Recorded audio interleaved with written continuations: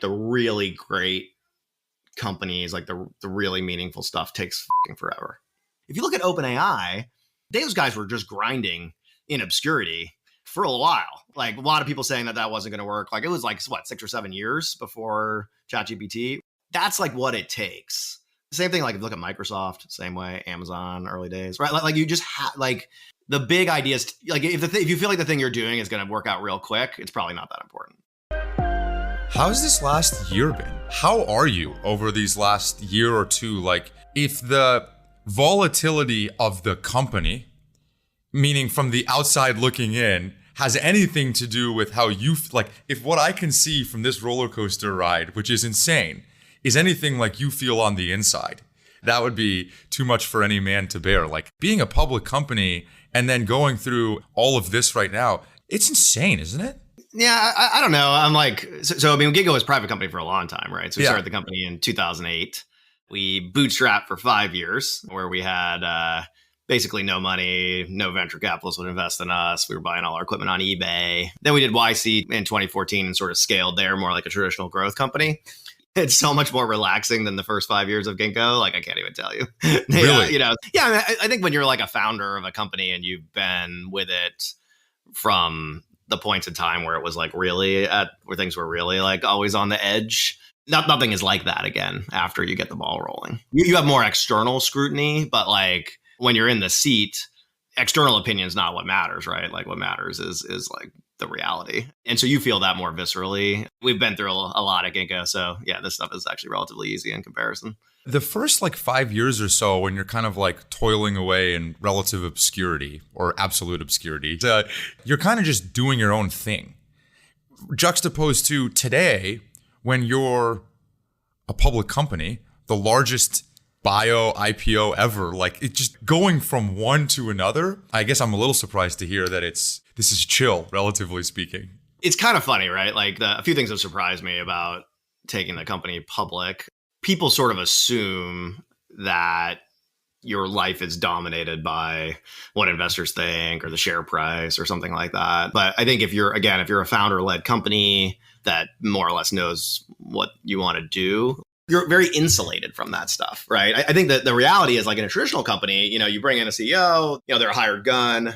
Their job is to do X or Y, whatever, 3-year period or maybe a 5-year period on the outside, because that's as long as they're going to work anywhere in that role. They are very much like driven by the spirits of whatever the hell is happening in the moment in the stock market or whatever. But I'm sure that's not how it felt at Microsoft. I'm sure it's not how it felt at Amazon, even in 99, right? Like the companies that are actually like trying to do a big thing over a long period of time, led by people with a long-term vision, like they just don't give a shit about that stuff. That's just the reality. They need to care if there's something that puts in danger the fundamental objective, right? Like the fundamental objective is to build a huge company that makes biology easier to engineer at Ginkgo. If something was actually putting that in jeopardy, I'd have to freak out. But external noise doesn't put that in jeopardy, right? It puts it in jeopardy if you need to raise money and you can't, right? Which is not our situation. It puts it in jeopardy if your customers aren't happy with you, which ours are fine, right? Like there's various things that actually put it in jeopardy, but like that whole like kind of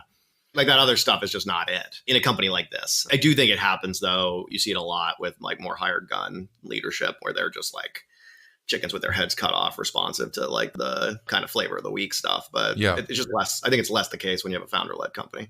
Yeah. When you were growing, is this the story that you've recreated because it fits so perfectly into the Ginkgo narrative? When you were young, you used to watch Jurassic Park. Is that actually true? Well, yeah, I mean, I'm that generation, right? So I think Jurassic Park came out in like 94 or something, right? And I was 13 years old. And it's funny, like I was at a meeting with Feng Zhang, who was like one of the inventors of CRISPR, the guy on the MIT side of the house.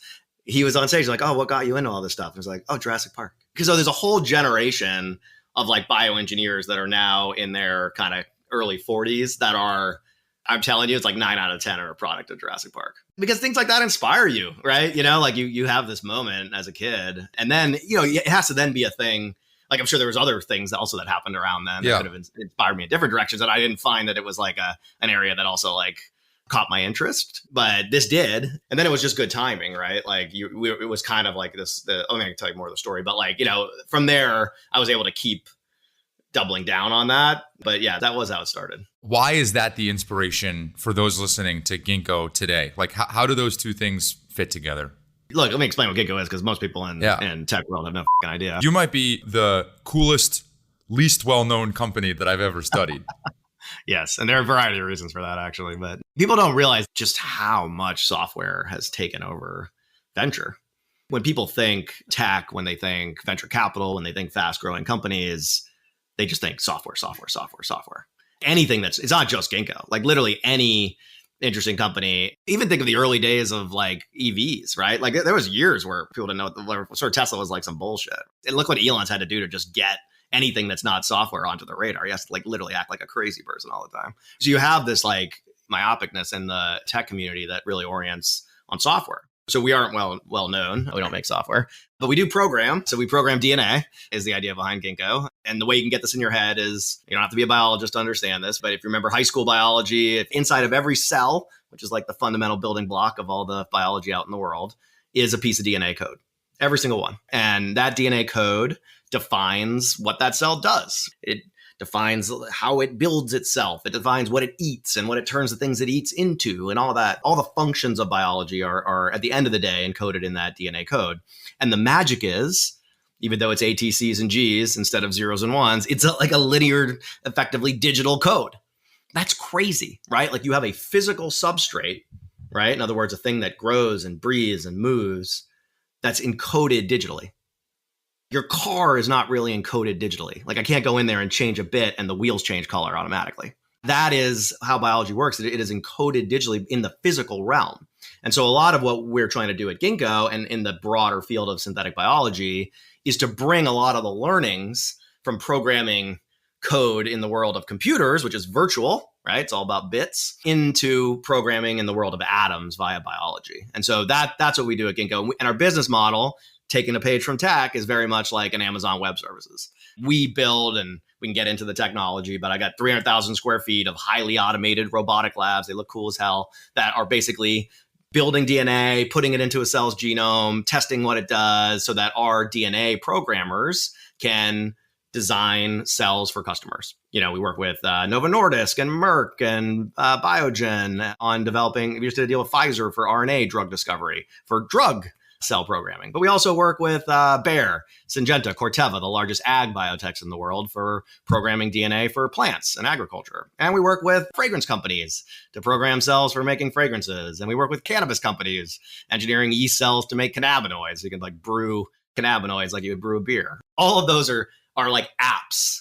And we're sort of an AWS behind the scenes that lets those companies program cells for all those applications. That's the business of Ginkgo. And when it comes to Jurassic Park, I can get into that in a second, but does that make sense on the general business from like a tech, putting a tech filter on it for a minute? It does make sense. Bio people don't like when I describe it that way. They're much more like biology purists, but like for a tech person, that's probably the best way to think about Ginkgo. Yeah, it does make sense. Go into the Jurassic Park thing. All right. Okay. I'll give you Jurassic Park. Come on. So Jurassic Park's the greatest movie about biotechnology ever made. Although there's a new movie called Vesper that like nobody has seen. It's like kind of like a low budget, really cool, arty movie that is freaking amazing. I highly recommend it. It's like the best thing I've seen since Jurassic Park. So if you're like a kid today and you see Vesper, you're going to end up being a bioengineer. Highly recommend it. But anyway, Jurassic Park, why is it the greatest movie for biotechnology? It does two things that are really important to communicate about what's so amazing about bioengineering. The first is wonder for biology. Okay, like remember that scene where they like pull up on a hill and like Grant like sticks his head out of the Jeep and he looks out and there's like brontosauruses like over by this lake and he puts his glasses up and it's just like, you can't believe it. It's a dinosaur. You did it. You crazy son of a bitch, you did it. The thing about biology is because it's everywhere, we take it for granted. The air you breathe, is it produced by the United States Air Manufacturing Company? No, it's literally you need it every minute of your life. And it's produced by the biology on the planet without even a thought, with nobody regulating that, nobody controlling, no one in charge of it, no one managing supply chains. Like literally the air you and your family and everybody you love breathes every day, just provided by ecosystem services from biology. the food you eat, right? Half of your medicines, right? Like all these things. It's like biology is like doing all this like really fundamental stuff on the planet. And we just are like, oh, whatever. It's not important. There's a weird blindness to the intrinsic power of the substrate of biology because humans didn't invent it. And we're so self-centered, unless it's something we made, it must not be a big deal. And so one of the cool things about Jurassic Park is it wakes people up. Holy shit, dinosaurs, right? Like holy shit, biology, right? So that's point number one. And then the second thing that it gets right is what's the most famous line? Life finds a way. So it also makes a statement to the bioengineers that are watching, me at 13 and now everybody since, that you didn't invent biology. Okay, you need to have humility in the face of it as you start to work directly with it by engineering the DNA code, because life will find a way. It will do things you don't expect. It's not a computer. And so that's actually a really important message, as the tools for programming DNA have just improved exponentially since 1994. I mean, that book, Crichton's a genius, but like Jurassic Park was built on the technology of cut and paste DNA. Take a gene and move it from one place to another. We use the complete DNA of a frog to fill in the holes and complete the code. Whew. And now we can make a baby dinosaur. That technology had just come out, like, early 80s, Genentech, human insulin. I can tell you the whole story, but like it was infantile when that movie came, really, in terms of what compared to what you can do today, not even close. So, but that message was already there, day one. Life will find a way. Be humble, biodesigners. Like that, I think is a really important message. So it gets it right out of the gate. Really amazing. Was there like a technology, and again, like, excuse my ignorance here because not my domain, much to my mother's chagrin. Both my mom and stepdad are PhDs in biology and chemistry, respectively. And at my dinner table when I was growing up, the only thing that they would talk about is fucking science, and I actually grew to hate it, unfortunately. So maybe this will be their favorite episode, but they'll also be embarrassed by my lack of knowledge. Was there a breakthrough that enabled a company like this to exist? Yeah. I'll give you like a quick please. dime tour of biotechnology. All right. So mid-century, we discovered DNA, right? We discover it. I mean, we like humans figure out that inside of every cell is DNA code. Okay. Right. So just note that that wasn't even run to ground, right? That like the hereditary material and the structure of DNA, remember Watson and Crick and that whole thing, till middle of last century. 1978, Herbert Boyer, Stanley Cohen invent what's called recombinant DNA. And what this is, just to explain it, there's like basically three technologies that came together. This allowed for all the biotechnology companies of the 80s and 90s. Genentech, Biogen, Monsanto, all of this, okay, came downstream of like these three things happening in the late 70s, early 80s, okay? The first was a biological discovery, and this was done at Harvard, and it was discovery of the operon.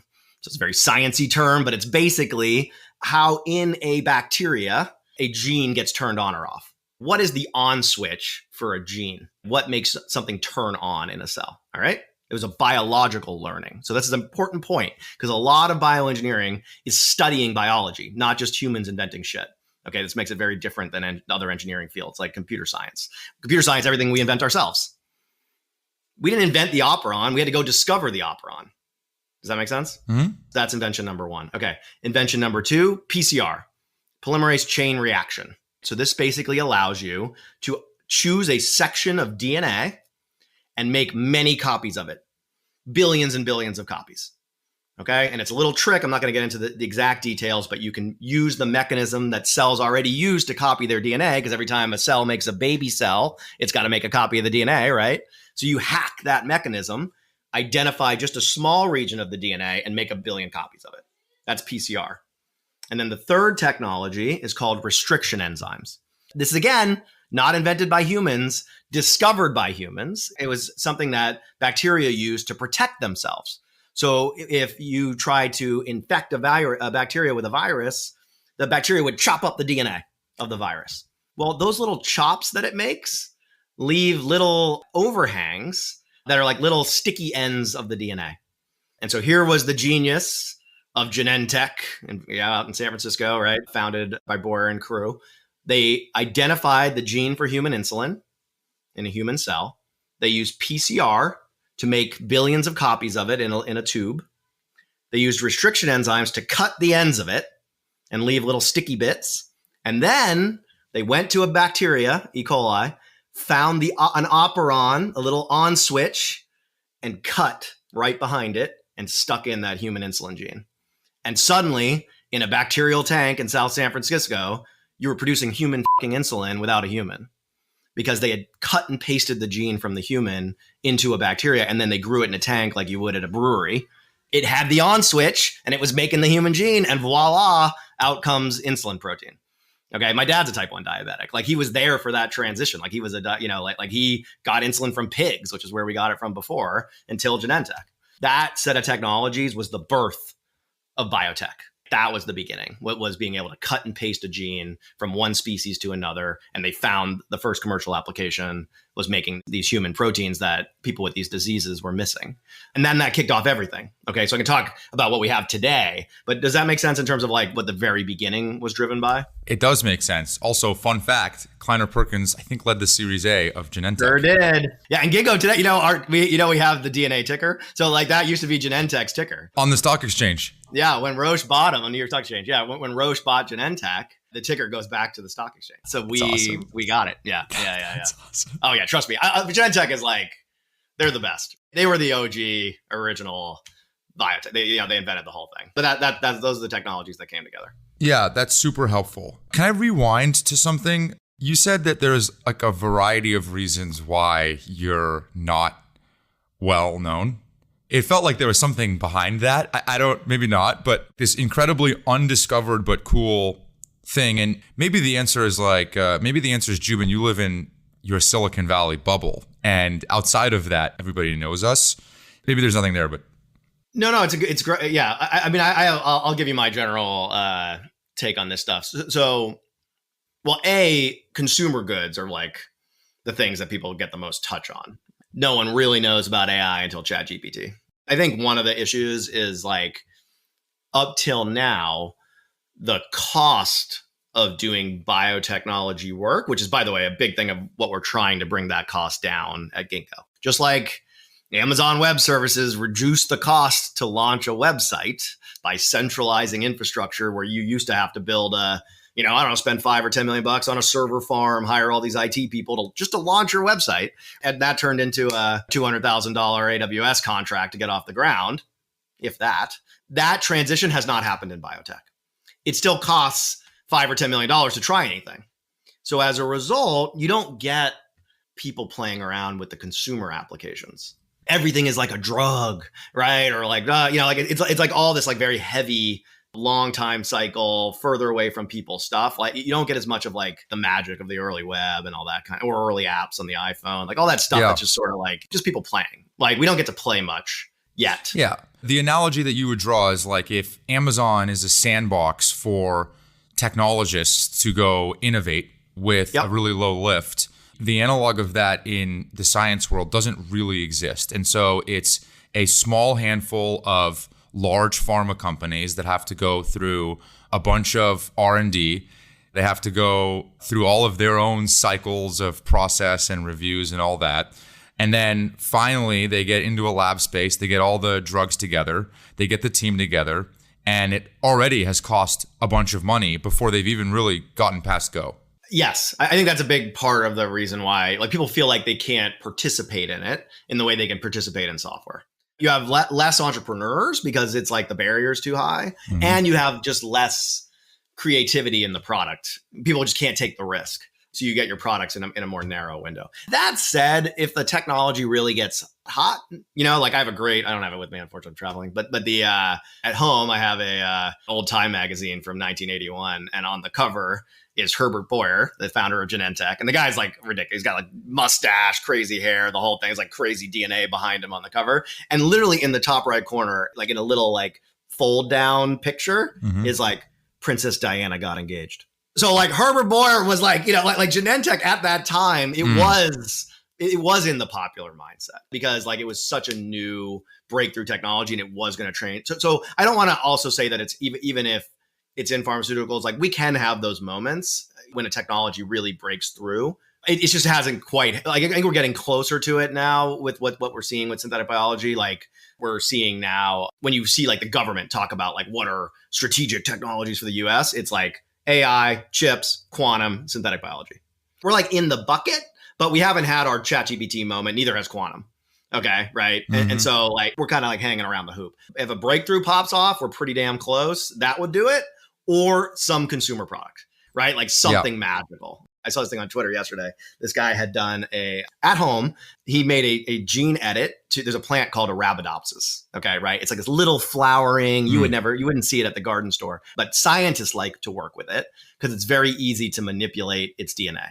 So this guy, he puts in a gene that makes this normally white flower pink. And then he crosses it. This is all being done in like a lab to mix it with a version that like puts more petals on the flower. And he basically turns this kind of janky looking white flower into something that looks like a pink rose in like a 2-month period. First of its kind flower. That's pretty cool, you know, right? Like you might want to give one of those to your significant other, like to be able to design flowers, right? Like a living thing. That would be unimaginable to the agricultural engineers of 20 years ago. Like lunacy. Like, I'm sorry, what? Like a person 2 months in their basement could do that? Like, what are you talking about? The distance we've traveled is quite far, but those sort of like playful applications, I think, are what is part of why we don't have enough of that stuff. So that's another reason I think it's a little behind the scenes. You can still build a big business, B2B, you know, right? Like, how many people know about Stripe? It's kind of hiding back there doing pretty damn well, right? But like the average person has no idea what Stripe is, right? So you can be behind the scenes and still do well, but I think it would help biotech for more of those consumer things to be out there. Yeah, so you think the ChatGPT moment for biotech could be something like one of your customers is Voodoo or something. And that's a fun one. What they're trying to do is take the bite out of alcohol. If I'm not mistaken, you tell me if I'm wrong, but it's like if you were to like take a shot of vodka, what they want to do is not burn. Something like that, I imagine, would be the type of thing that would capture the zeitgeist and imagination of folks towards a space like this. Yes, absolutely. And there's actually a really cool project, speaking of Jurassic Park, that I like a lot. So there's a company called Archaea, and they have just launched, I think it just went on sale like a month ago in Nordstrom's. The brand is called Future Society. And what they did was and they're a customer of ours, it's a partnership with us. There were flower, it was a hibiscus, that went extinct in Hawaii in the 1850s. Before it goes extinct, some biologist collects a sample and it ends up in the museum at Harvard. Okay. And it's dried down and in a drawer. After that, a lot of people move to Hawaii, lots of things. And, like we do a lot of ecological destruction there. This plant goes extinct. So scientist at Ginkgo collects a little sample. We got permission from Harvard to do this. Get a little sample of that flower from the herbarium, grinds it up, puts it into what's called a DNA sequencer. So a DNA sequencer, remember the Human Genome Project? Like 2000, got done. We read the human genome. That human genome cost $100 million to sequence that first human genome in 2000. There's now machines today, $100 to $200 for a human genome. 1 million-fold cost reduction in the last 20 years. All right. So just to be clear, that like completely kills Moore's law, like way faster improvement than computers. But we grind it up and you put the cell into one of these genome sequencers. Because remember, even though these things got built for human DNA, guess what? All DNA is the fucking same. We run on the same low-level architecture as flowers. All right. So you can grind that cell up, put it in that same kind of, it's big washing machine-sized device, and out on your computer screen, A, T, C, G, G, G, G, C, C, start coming up. It's the code of that extinct flower. Because this thing is only, a 100-year-old sample, 250-year-old sample. The DNA is fine on that time scale. It lasts that long. So now I've got the code for the flower. And what we do is we look in that code to find the part of the genome that encodes the fragrance. Okay, because there's certain enzymes, these little proteins inside your cells that do chemistry to make molecules that the flower emits, and then they hit your nose, and that's the smell. So we find that DNA code. We redesign it a little on the computer to make it work in a yeast or bacteria, like Genentech would have used to make that insulin. We print the DNA.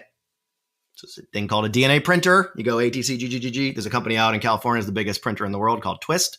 You print the DNA, you get it, they send it to us, and we install it into that yeast. So you open the genome up. Remember those restriction enzymes for insulin, something similar. I mean, you can use CRISPR today, but you open the genome up and you install that code from the flower. Now, when you brew this yeast up, instead of making beer, it makes the scent of this extinct flower. So we can't bring the flower yet back. We don't have like flower Jurassic Park yet. That's like out of our skill set, but we can do like Jurassic Park for fragrances. And so Archaea launched, I think 5 different fragrances with Future Society that are 5 different extinct flowers where they brought back the scent, and then they work with perfumers to design a scent around it. That's wild. Like a commercial fragrance. And they just, I mean, this is like a brand new product, like in the last 30 days. That kind of stuff is cool, right? That's a story that it's like a one-of-a-kind fragrance, right? Like it's from an extinct plant. No one else can have it, right? So there's kind of like a cool thing where biotech is actually enabling a new story in fragrances, which is a market that like struggles for new stories, right? That's why you see so many like, you know, different celebs all hot, you know, pushing fragrances. Like, well, what else do you got? What else do you have to offer, right? And so this is actually like a pretty cool new story. So I love to see stuff like that. I think that's the kind of thing that really helps ultimately get people to like know about this technology. What's something you believe that most people wouldn't? That's a good question. Well, there's probably a lot of different things. I was going to say, you have to probably whittle it down because I have a feeling that there's quite a few things that you see in the future that you think most people would think is crazy. Maybe I'll talk for a minute, like, since I know there's like a lot of entrepreneurs and folks in that community that listen into this. So maybe I'll talk about like some things I think about like differently than the entrepreneur world. One of the things I would say is I think the really great companies, like the really meaningful stuff, takes fucking forever. So I think a lot of the community has sort of gotten focused on really quick cycle time, really quick ramp, like da da da. But like let's take the latest one that everyone we did Y Combinator summer 14. It was right when Sam Altman had taken over. Okay, right. So he had, like, just as the new president, he wanted to do not just software YC, but biotech and nuclear energy companies were in our batch, Helion. And so he wrote this blog post that was like, I want YC to do like biotech. I was like, oh, thank God. Like somebody, like, if you're not doing a drug, no one will fund you in biotech. And so I was like, oh, hey, like, thank you for writing this. Like, we're too late. You know, we've been around for 4 years or something, but thanks at least for writing the blog post. And Sam's like, no, you got to talk. And so I went out and I met him, and he's an amazing sales guy. And anyway, he was like, you know, I was like, oh yeah, I got to do YC. It was great. So we did YC, you know, and I got to know Sam. And if you look at OpenAI, those guys were just grinding in obscurity for a while. Like, a lot of people saying that wasn't going to work. Like, it was like, what, 6 or 7 years before ChatGPT. That's like what it takes. Same thing, like if you look at Microsoft, same way, Amazon, early days. The big ideas, like if you feel like the thing you're doing is going to work out real quick, it's probably not that important. That would be one of my controversial ideas. It's a very, very good one. But nobody wants to do that, right? Why not? Because they think if it's not going well quickly, it's lame or something. There's a sort of like a sense that if you were better, you could get into the like thing that's going quicker or something like that. And I just don't think that's true. It's actually harder to grind on the shit where you have to just really believe that you're right. And you're not actually getting a lot of good external feedback that you're right. Like that, back to your question at the beginning, like, why is it easy for the founding team to, like, at Ginkgo, for example, to shake off, like, if people don't like what we're doing or whatever? Because that's like how it's always been. Right? Like from the beginning, it's always been like, this will never work. I actually think that that's tougher because you aren't getting the like positive feedback loop. But I would argue, don't get discouraged by that. Like that, in my opinion, actually means you're probably working on a more important thing. When you were starting Ginkgo, it was you and 4 co-founders from MIT? Yep. All biological, all PhDs in some version of science? Yeah, so there's 4 of us that were grad students together, and then 1 MIT professor. And so we had 3 computer scientists, a mechanical engineer, and a chemical engineer that were all like doing biology, PhD kind of stuff. And it's actually a unique story. The first 5 years before YC, which again, I don't know how many companies join YC after being in existence for 5 years. Yeah. What was that? Those first 5 years, when we talk about like toiling in obscurity, how obscure are we talking here and how much toiling? Yeah. Well, let me give a little bit of extra, again, some other like opinions I would have that other people don't. So number 1, I think like more founders is great. Like Ginkgo wouldn't exist if we hadn't had 5 founders like that. There was a lot of support there. And I'll get to early employees in a second too, because like we brought in people who were like amazing and have been with us for a decade now, but in those first 4 years, like the five of us were like the group that was like through it. And so I think like having more helps. We split things evenly. That's another thing like you often won't see, like across the founding team. Yeah, even split on equity, same salaries, all the same. Because I think people often try to do some like bullshit calculus about who's contributing what or something, or like there's a problem, which is I think some of the people that are like going to be most successful at being entrepreneurs, just they have to be like gamey. They gotta like be good at playing the game. They gotta understand value and value capture and da da da da. And it's the kind of thing that like if you run your whole life like that, you're an asshole. Well, can I spit back to you how I understand? Yeah, well, that's controversial opinion. So no, I don't disagree because I see this all the time. I think the way that I see it unfold is that most founders are first principle thinkers. And there's some things in your business that you have to be first principled about. But there's other things that you don't have to re-engineer from the ground up. I had the COO of Stripe on the show a while ago, and Patrick and John were trying to re-architect, I think it was their recruiting process or something. And she's like, they wanted to rebuild basically like the software that does the recruiting. She's like, you can do that. Like, you can definitely do that. But isn't our time better spent like worrying about the other things? And I think sometimes the founder can't help themselves because it's like, I see dead people. Like they just see dead people everywhere. And so they want to just fix problems wherever they see it because that's just in their nature. It's a general predisposition towards being dissatisfied. And so wanting to go fix things is, I think, fairly ubiquitous in great founders. However, knowing the right things to optimize for, I think is probably maybe just reading back to you what you're saying to me. So yes, I agree. One of the best pieces of advice we got early on was like doing something innovative creates risk. And you can only compound so many risks in your company before the fucking wheels come off the bus. And so make sure that when you're innovating, it's in the areas where you need to, especially for like something like what we were doing, which was like aggressive hard tech, or I like to call it real tech innovation on the biology side. All the things we were doing were really fundamentally different ways to do the work. We were innovating like crazy over here. Well, for example, we don't innovate in management. Totally. Right? Like I'm not trying to be like the Zappos guy or something, like I'm not trying to reinvent me. I have this conversation all the time at Ginkgo. Like it has to be important enough to like bother to do something new. The point I was making though there about like the gaminess and like companies are made out of people. And there's a little bit of an attitude where people try to apply the same sort of like raw economic modularization to the humans at the company that they apply to, say, the supply chain and the efficiency of the unit ops and their process and all the other stuff. And like, it's just a shitty way to live. And I actually personally don't think it creates a better company. I think it's a big part of the reason tech culture is so transactional, like people stay at companies for like 2 years and it's like, get my 3 years, invest and pop, right? Because that's like how you maximize it. And like, oh, isn't that obvious? Like you're a fool not to do it. It's like, well, maybe. I mean, like, I like that I've worked with people for a decade. Like I'm really close with these people. I just think people forget that part of it. And again, you still need to be able, listen, you need to be able to like get rid of low performers. If the company needs it, you need to be able to do a layoff. Like I'm firmly in the Patrick Hollis and other folks will explain like, hey, a company's not a family. I agree with that, but it's still humans. Like it's still fucking human. And so like another thing we do, and I'm a big proponent of, which is again, maybe difference of opinion, is worker ownership. So like when we were a private company, we were a founder started company, we had those 5 years. So we didn't take venture. We basically did YC and then growth. So we owned a lot of the company and we had a lot of the board seats and things like that. So, but when we took the company public, we had to think about, hey, how do we want to run this thing as a public company? And as a public company, it's very interesting. Corporate governance, very clear. You've got shareholders who have votes. And once a year, there's like a big shareholder vote. And depending on how your charter is set up, some number of your board members, or maybe all of your board, is up for vote. And the shareholders vote yes or no on the board. Okay. And then that's the board. And then the board basically is the one who decides yes or no on the CEO and senior management, right? Like they can hire and fire senior management. And senior management can hire and fire everybody else. Thus flows corporate power from the shareholders.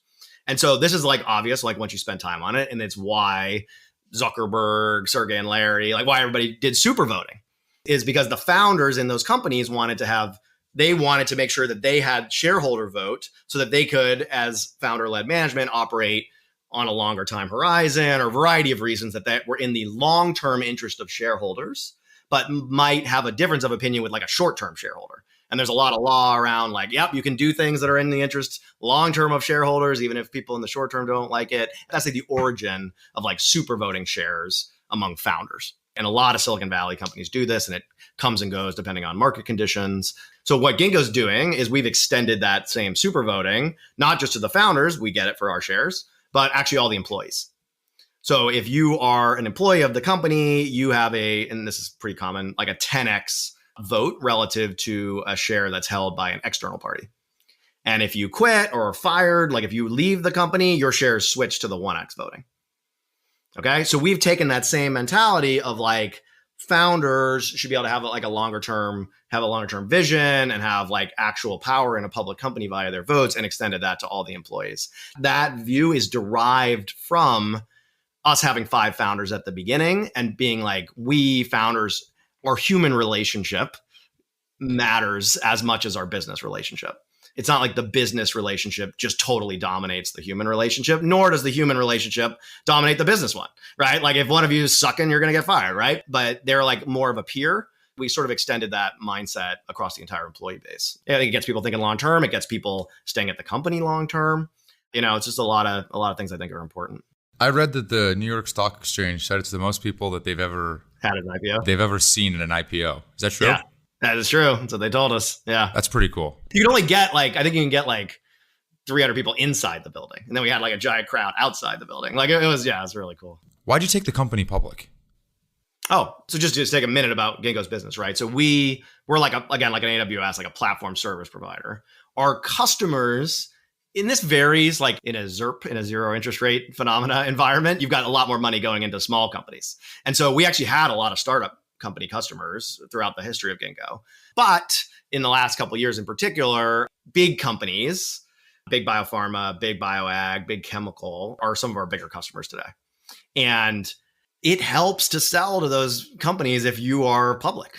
They can look at your books. They understand your state. You're not like the latest startup company that's coming to talk to them. I think this actually helped Amazon with AWS, is because behind AWS was Amazon. And so as these people were thinking about multi-year, I'm going to move this thing to the cloud, and they weren't like, oh, it's going to evaporate on me, because Amazon was there.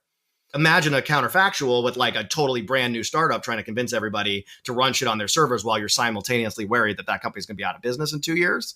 Good luck. So one of the reasons we did it was it helped buttress us when we were engaging with customers in terms of we're going to be around. Second was like, we're capital hungry business. Again, just so you know how the technology works for a minute. When I did my PhD at MIT, you want a PhD in bioengineering? It's 5 years of like moving little clear liquids around a lab bench with a pipette, which is kind of like a very fancy straw. All right. We have taken all that infrastructure, like the liquid handling, all the works, and it's all on robotics at Ginkgo. So that is a huge lift. Like we spent probably $500 million on our physical infrastructure and software at the company. And we want to keep doing that because I want to make those big investments just like AWS would invest in a data center. So my customers get a lower unit cost for their lab work. That costs capital. We're also just like in the way like a Tesla would be, same thing, right? Like why does Tesla need to raise so much money? You can't make cheap cars and batteries without giant facilities. So there's just a big upfront capital thing, and it doesn't scale like software where like all the money comes in right alongside the scaling. You got to build the facility to get to the new unit economic. And so we kind of I didn't want to fly close to the wire. And we saw that, there's an opportunity to go public and raise, like you said, biggest IPO, we raised 1.6 billion, right? So that really, I'm glad we did, because we're in like a very strong position in now a tight capital market environment because we did that. So like those are the strategic reasons. Now, did I know that, the Fed was going to come down on interest rates? Money wasn't going to be free anymore. Everyone's going to go crazy about growth. That's right. Like that part sucked. But like, again, on the merits, like it sucks for me personally. I'm a huge shareholder in the company, right? Like, like all that sucks, right? Like the stock price is down. But like from a bones of Ginkgo, us having the capital resources we have right now puts us in an incredible position. So like you got to weigh that stuff, right? Totally. Like at the end of the day, what matters for everybody, our investors and employees, is that we get to a regime where cell engineering, programming cells, is easy and fast and cheap. And Ginkgo's the utility that does that for everyone, right? Like if we get there, everybody's going to be good, right? Yeah. And so me having a lot more capital definitely increases the odds of that. Yeah, SPACing the company in 2021 was both kind of a blessing and a curse, wasn't it? Because on the one hand, you got out into the public markets and raised a bunch of money.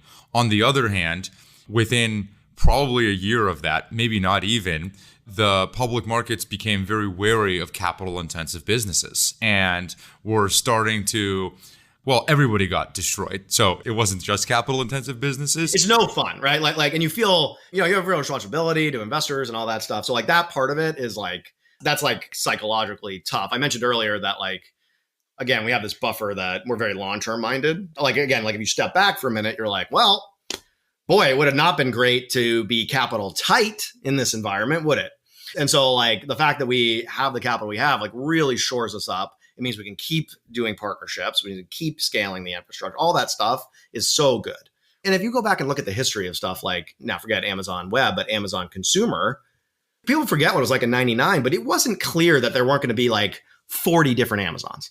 Pets.com, Amazon was an investor in Pets.com. Everyone's like, oh, Pets.com was so crazy. Amazon itself was like, I think there's going to be a pet food vertical e-commerce site. So we better get a piece of it so that hopefully they use some of our like back end stuff or something, right? Because they're, like it was like not clear that you weren't going to have like a bunch of different e-commerce islands. And you know what cleaned all that up? 1999. 99 comes and it's like, whoosh, whoever doesn't have the scale economics, see you later. And who emerges on the other end of it? Fucking Amazon. It's, blessing and a curse, right? Like it also does tighten around the strong in a market like this, which can be beneficial. Yeah. And going back to your earlier point about like people build companies, the talent is more unevenly distributed in that new world, meaning the companies that do survive, the Amazons, the Coinbases of the world, then all of a sudden monopolize all the great talent instead of it being at 50 different places. Yeah, absolutely. You get people coming to it. You get customers coming to it. There's like a bunch of benefits. But at the same time, like you have more risk of not being able to put together all the things you need to get to the next scale, right? Like that's what you're balancing. And it's a distraction, right? I mean, in general, it's crazy. Like you went out at a $23 billion valuation. It then shrunk down to, call it $3 billion.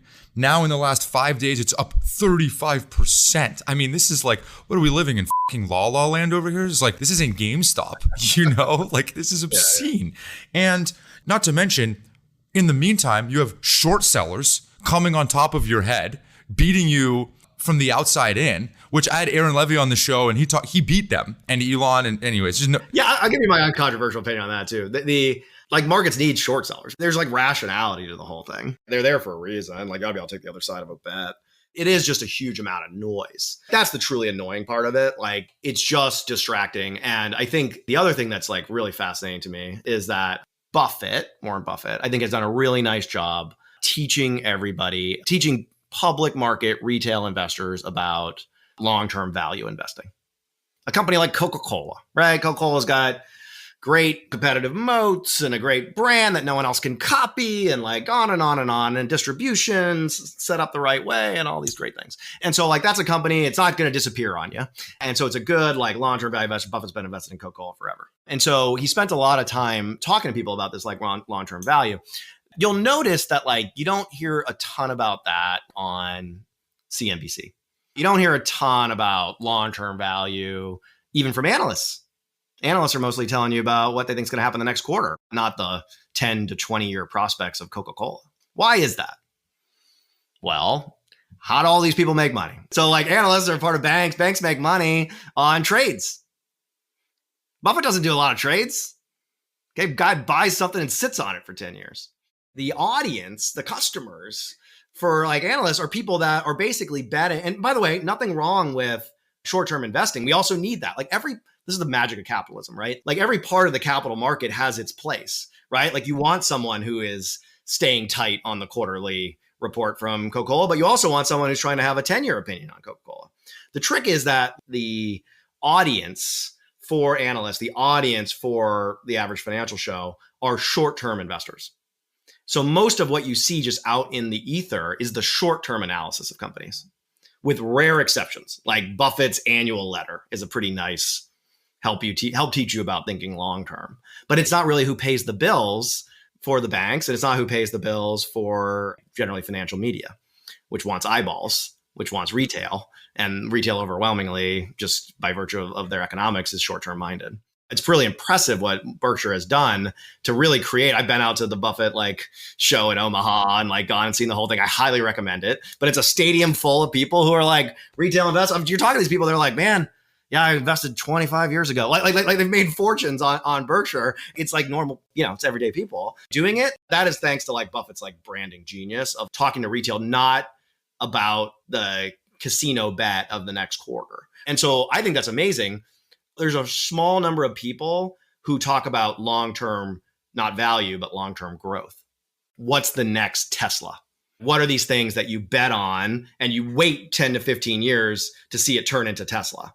That crew, you get it in venture, but you don't get it in public markets that much that I see. There's exceptions. ARK is really good at this, Cathie Wood's fund. They think about this on a first principle basis. Funds like Bailey Gifford in Scotland do this well. But how do you really talk to people about things that are going to be big but take time? And it's going to pay off for you, but it takes time. And that there's a little bit of a gap. And so a lot of the discourse is short-term minded. Not people confuse it. They think it's because the company's public. It's because the people talking make money talking to people that invest in the short term.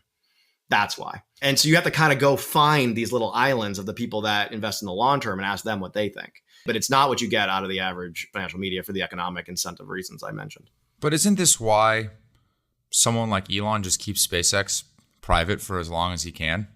Maybe only in a capital market environment where you can get enough funding privately. I know he's I shouldn't take Tesla. Bullshit.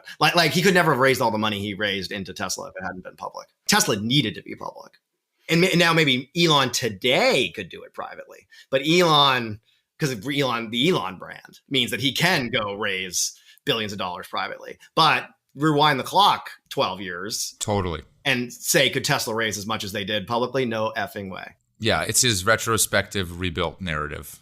I think so, yeah. And it suits him today, which he's really good at, rebuilding around what he needs to do for today. But I do think that Tesla would never have been Tesla without being public. And you look at who made a ton of money on Tesla. Cathie Wood, Bailey Gifford, the long-term growth people, because they were oh my God, look at the numbers on the battery. You have to look at other stuff. You're let's look at the scale economic on batteries. Let's look at this. Okay. And then a sanity check. Does leadership actually know what's long-term? What are the real first principle long-term things? Oh, they do. Okay. I'm in. It's just a completely different game than can I predict Tesla's next quarter earnings. In 2012, that was meaningless. What was meaningful was what do the battery economics look like? And do I think this guy can pull it off? And that's what it takes to do those kinds of investments. I think there's room for it, but it is a niche. Long-term growth on the public markets is a sub-fraction of the total companies. Most of the companies are mature, and in which case you're mostly betting on their next quarter. One of the areas that, at least in my world, which feels more and more bubbly the longer I talk to you, is that AI has seemed to permeate into many things, but where we're actually seeing it in the real world, in practice, is around structured pieces of text. This is why GitHub and Copilot are working so well, because it's code that's structured very well. We just invested in a company called Harvey AI that does legal documentation, right? And synthesizes all that. Structured text, synthesize it, makes a lot of sense to me. If you're using code as the analog to synthetic biology, there's got to be a level of excitement that you and your team think about and what that could mean for the future of your business. Yeah, I'd love to talk about this. All right, so DNA is code. That part's true, for sure. So let's talk about what sucks about biology. Oh, first let's talk about what's awesome. Again, just to give you that Jurassic Park moment. You plant a seed in the ground, you add air, water, and sunlight, and a plant begins to self-assemble.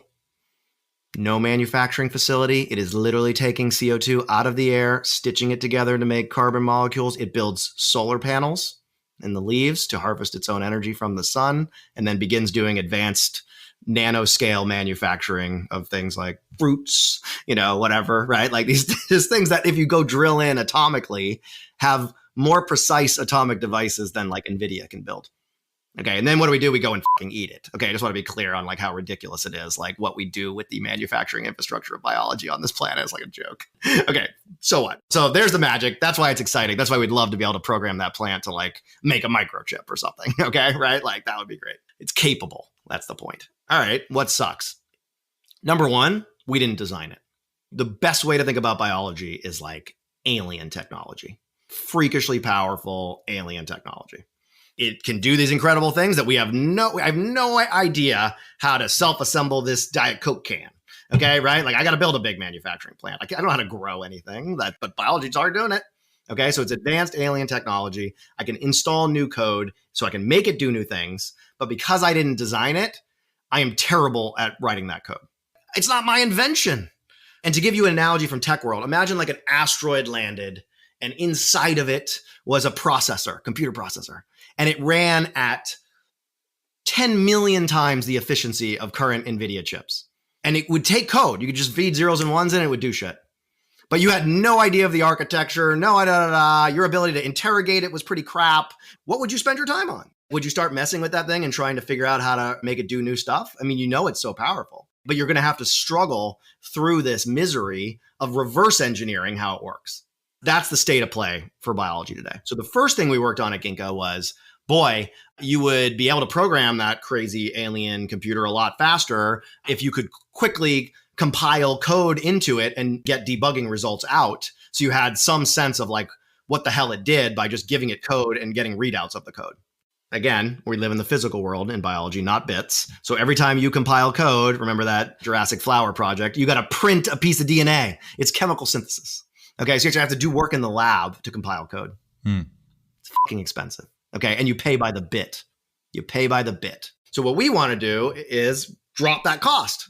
Okay, so that's what all the automation does. So now we can compile and debug cheaper than anywhere else. All right, so now we're able to try a lot of code. That's half the challenge. Get it cheaper and cheaper and cheaper so you can collect more data per dollar. Then the next question is, do you understand anything of what's coming out? So I've just put new code into the cell. It didn't do the thing I wanted it to do. Big surprise, just like your first version of your software probably is buggy. And I want to debug it. And I got a bunch of big debug readout, right? I got like a core dump on this fucking cell. Do I understand what the hell's going on? This is where like AI models can really be extremely beneficial in biology.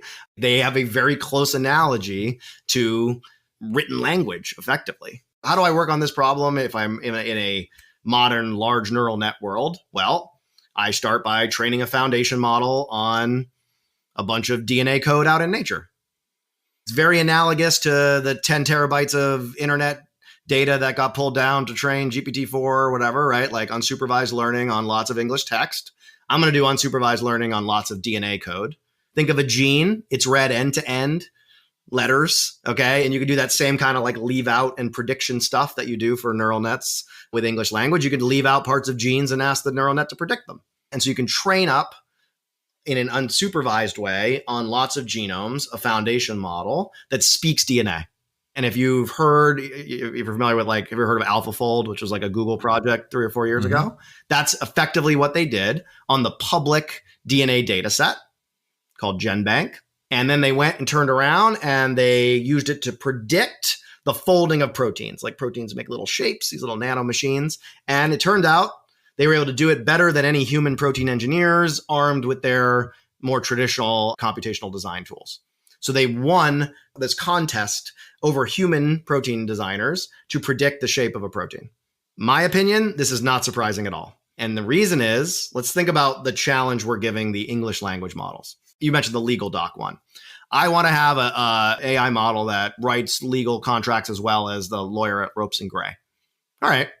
Well, let's take that lawyer at Ropes and Gray. They've worked there for 15 years. They've been training, getting all this like know-how told to them by their fellow lawyers. The contracts were created by human beings, other lawyers. The English language that the contracts were written in, also invented by human beings. So we have a whole stack of technology, law, invented by humans.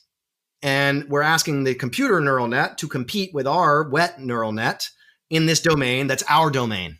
Now let's compare that to the alien technology of biology written in DNA code.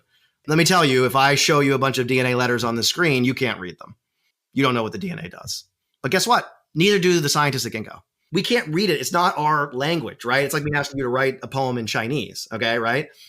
So we suck at that. We've built the best tools we can. I think we're better than anybody else at doing it. But in general, humans are not native speakers of DNA. these models, which again, I'll emphasize, the neural net was in no way designed to speak English. It's just a bunch of fucking nodes and lines. It was able to see enough raw English language to learn English. If we give enough raw DNA language to these neural nets, they'll learn to speak DNA, except they should get way better than us because we're not any good at it. And so the superhuman capabilities in bioengineering, I think, are really going to get unlocked with AI. And we just did it. We did a $200 million plus deal with Google Cloud to basically build out these exact kind of foundation models. They're investing. We're getting milestones from them. We're paying them a bunch. We're building this infrastructure on the back of our ability to generate low-cost data in our facilities, and also the fact that we have like a huge amount of genomes that we can use to train this thing that aren't in the public data set. I'm optimistic that this technology is going to be hugely important because we didn't invent biology. Like, we actually need a neural net to come in and understand this stuff in a way we actually don't for law. Like, we kind of want the neural nets just to save us some money. It's not like they're able to do law and we can't. They're going to be able to design biology and we can't. Does that make sense? Makes total sense. Super interesting. It's the coolest shit. I mean, I've been in this field since the inception, 2002. And I would say, like, other than like the very beginning, some of the like low level stuff we figured out in SynBio and like abstracting things to the robotics, this is going to be the next most important technology. So cool.